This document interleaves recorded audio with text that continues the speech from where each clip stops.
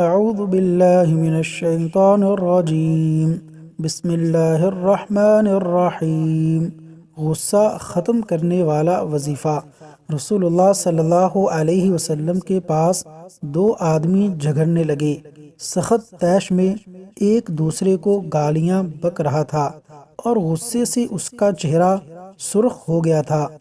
یہ دیکھ کر نبی کریم صلی اللہ علیہ وسلم نے ارشاد فرمایا، میں ایک ایسا کلمہ جانتا ہوں، اگر یہ شخص وہ کہہ لے تو اس کا غصہ دور ہو جائے گا، اور وہ یہ ہے، اعوذ باللہ من الشیطان الرجیم، اعوذ باللہ من الشیطان الرجیم۔